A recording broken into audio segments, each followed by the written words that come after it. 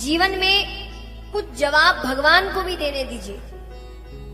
हर जवाब आपको देना जरूरी नहीं है, क्योंकि आपके जवाब में शायद उतनी ताकत नहीं होगी जो ताकत उनके जवाब में हो। जैसे एक बार एक संत एक रास्ते से जा रहे थे, तो एक धोबी ने बीच रास्ते में ही, उस रास्ते से शायद ज्यादा आना जाना नहीं होता होगा, उसी रास्ते में जमीन पर ही अपने कपड़े सुखाने के लिए रखे थे बिछाकर। अब संत भगवान का नाम जप करते हुए जा रहे थे, उन्होंने ध्यान नहीं दिया, वो कपड़ों पर पैर रखकर आगे बढ़ गए। और उनका जब ध्यान पड़ता है तो वापस घूम कर आते हैं और माफी मांगते हैं। अब वो धोबी चिल्ला रहा है जोर से, खूब डांट रहा है, उन्हें भला बुरा कह रहा है। संत ने कहा मुझसे गलती हो गई, सच्ची वो माफी मांग रहे हैं। अब वो गालियां देने लगा, अभी भी संत कुछ नहीं कह रहे हैं। ऊपर भगवान बैठे, भगवान कह रहे कि मेरा भक्त कुछ जवाब नहीं दे रहा, तो ये तो सर पे ही चढ़ता जा रहा है। उतने में धोबी ने एक लाठी उठाई और लगा मारने। भगवान कहते ये ज्यादा हो गया। भगवान तुरंत नीचे उतर। भगवान नीचे उतरते ही है कि यहां पर संत की सहनशीलता ने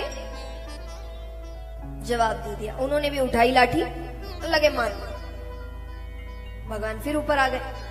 अब लक्ष्मी जी ने कहा कि आप तो भक्त की सहायता करने गए थे। भगवान कहते मुझे लगा कि कोई मेरे भक्त के साथ गलत कर रहा है और मेरा भक्त मुझ पे विश्वास रख के ज्यादा जवाब नहीं दे रहा। पर नीचे गया तो मैंने क्या देखा कि दो धोबी आपस में लड़ रहे हैं। अब वो खुद ही सलट सकते हैं तो मेरा क्या काम। तो जीवन में कुछ जवाब भगवान को देने दीजिए, क्योंकि उनके जवाब में जो ताकत होती है वो हमारे आपके जवाब में नहीं होती। तो यहां पर माता ने रक्षा करी। इसी वंश में गया नामक राजा हुए। ये विष्णु भगवान के बहुत बड़े भक्त हुए।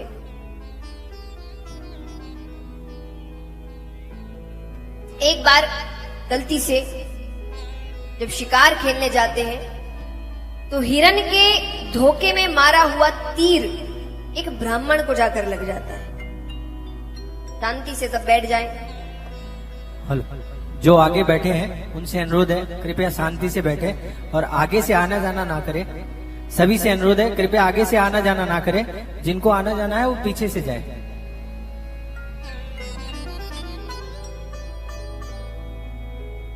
तो वो शिकार खेलने जाते हैं तो हिरण के धोखे में मारा हुआ तीर जाकर एक ब्राह्मण को लग जाता है। तो ब्राह्मण ने मरते मरते श्राप दिया कि तुम राजा हो पर कार्य तुमने असुरों वाले किए, तो मैं श्राप देता हूं तुम असुर योनि को ही प्राप्त हो जाओ।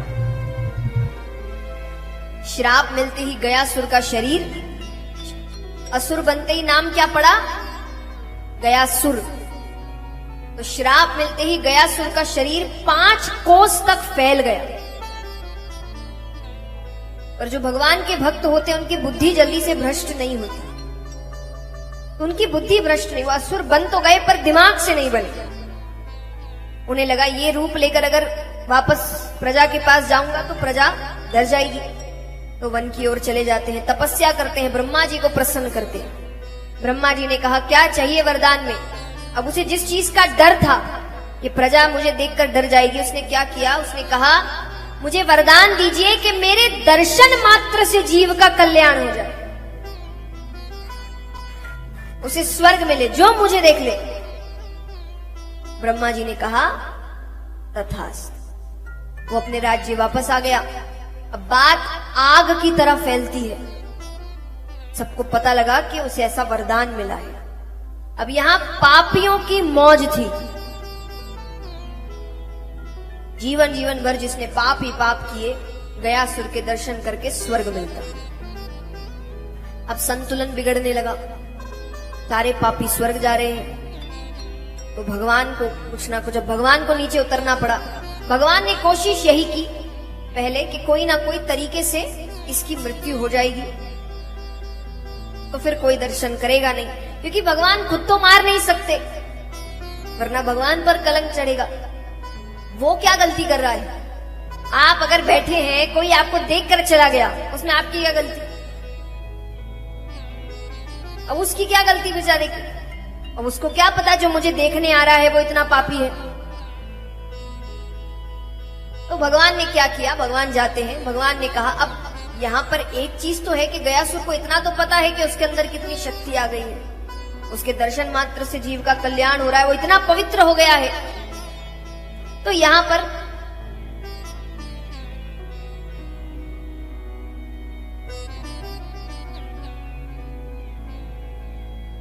पर भगवान नीचे उतरते हैं। भगवान ने कहा गयासुर से कि गयासुर मुझे यज्ञ करवाना है, और इस यज्ञ के लिए मुझे ऐसा स्थान चाहिए जो इतना पवित्र हो कि उस स्थान के दर्शन मात्र से जीव का कल्याण हो जाए। भगवान को पता था वो क्या जवाब देने वाला है। भगवान ने कहा, गयासुर ने कहा कि ऐसा स्थान तो केवल,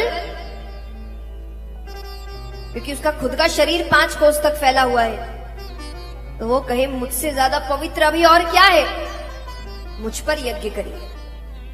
भगवान को यही जवाब चाहिए था।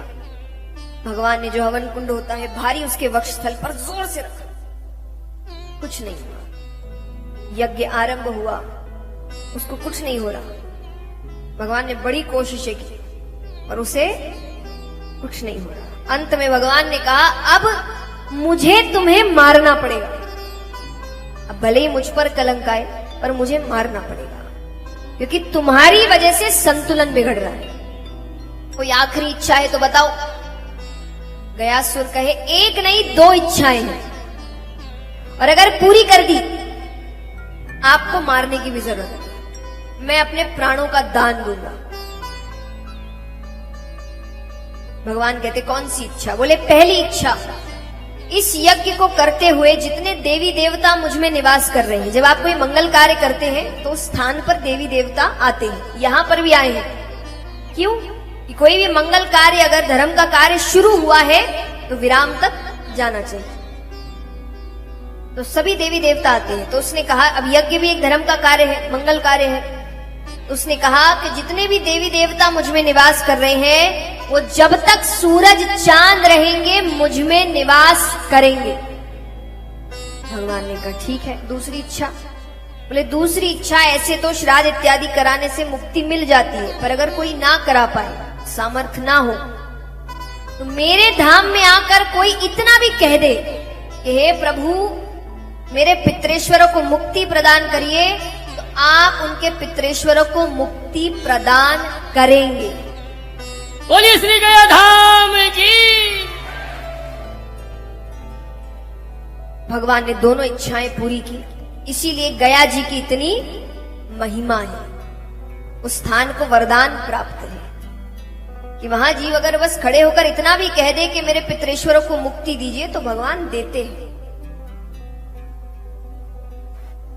तो यहां पर गयासुर ने अपने प्राणों का दान दिया, अपने शरीर का दान दिया।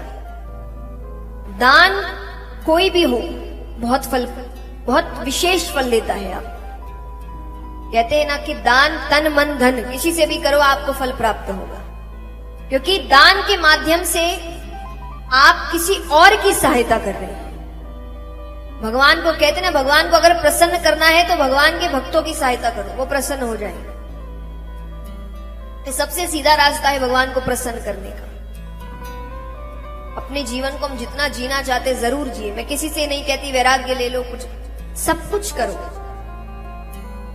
पर उसके साथ आपके जीवन का एक उद्देश्य ये भी होना चाहिए कि मेरे माध्यम से किसी और की सहायता भी होनी चाहिए,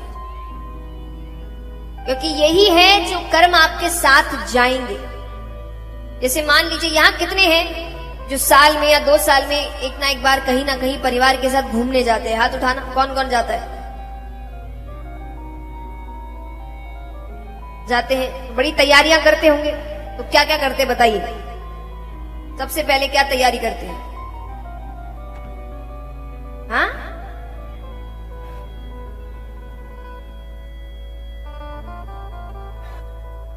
हाँ, सबसे पहले टिकट बुक कराते हैं कि जितनी जल्दी उतनी सस्ती। तो सबसे पहले टिकट बुक होती है। उसके बाद अगर हाँ, पैकिंग, हाँ पैकिंग में टाइम है अभी। पहले शॉपिंग, अगर खुद घूमने जा रहे हैं तो अपनी शॉपिंग, किसी से मिलने जा रहे हैं, मान लीजिए आप बिहार इत्यादि जाते हैं गर्मी की छुट्टियों में, तो खुद की शॉपिंग, और जिसके यहाँ जा रहे हैं उसकी भी शॉपिंग, उनको भी कुछ ना कुछ देते हैं। फिर जब दिन पास आते हैं तो पैकिंग, या पूरी पैकिंग करते हैं। फिर जिस दिन जा रहे हैं उस दिन खाने का सामान, पानी की बोतल, सब कुछ माने। और ये घूमने कितने दिन के लिए जाते हैं आप? 10 दिन, 4-5 दिन, माने ज्यादा से ज्यादा 10 दिन। 10 दिन के लिए कितनी तैयारियां? अब ऊपर जाने की तैयारी कितनों ने की है?